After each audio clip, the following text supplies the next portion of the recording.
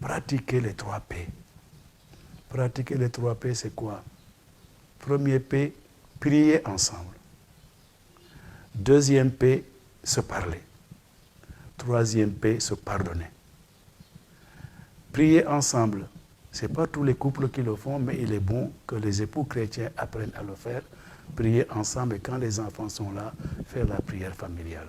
Et même le couple plutôt entre eux dans l'intimité, ils peuvent aussi prier. Mais prier ensemble, parce que le mariage chrétien est un sacrement, il est source de force, d'amour supplémentaire, mais à condition quand même que nous soyons branchés sur Dieu pour que son amour passe à travers notre amour humain et qu'il devienne de plus en plus un amour épanouissant plutôt pour mon conjoint.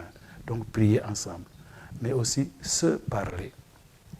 Et ça, ce n'est pas évident. Il y a des gens qui vivent en mariage, mais leurs paroles sont superficielles. Des petites conversations entre nous, parfois même, presque pas.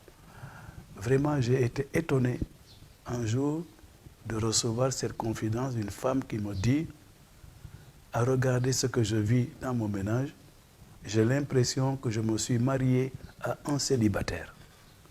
Et ça, c'est attention, c'est très grave comme réflexion. Je suis marié à un célibataire.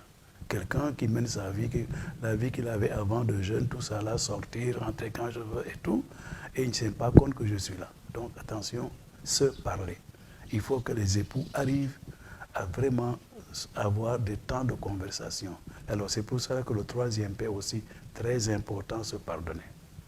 Ben, nous connaissons tous les proverbes, un proverbe de nos langues là, dans toutes nos langues, qui dit que dans la bouche, la langue et les dents cohabitent, mais de temps en temps, ils se frottent. Et bien dans la vie conjugale, c'est la même chose. Il y a toujours des incompréhensions qui interviennent, des tensions qui interviennent, même des torts aussi qui sont faits à l'autre. Eh bien, il faut savoir en ce moment-là que chacun reconnaisse sa part de responsabilité et demande pardon et que l'autre pardonne. Parce que le pardon, on ne peut pas le donner aussi si le fauteur ne reconnaît pas sa faute. Regardons dans l'Évangile, c'est clair.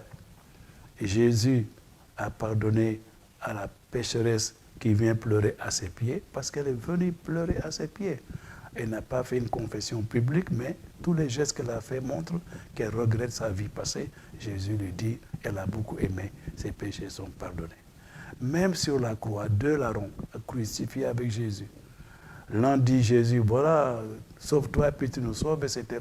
En quelque sorte, il se joint à ceux qui se moquent de Jésus, qui font des réflexions méchantes à Jésus, et l'autre qui dit, est-ce que tu ne vois pas que nous méritons ce que nous avons aujourd'hui, tandis que lui, il n'a rien fait, et il dit à Jésus, aie pitié de moi, et Jésus lui dit, aujourd'hui, avec moi, tu seras au paradis. Donc, il faut que nous ayons conscience que le pardon intervient, mais à condition qu'il y ait justice, à condition qu'il y ait reconnaissance des torts faits.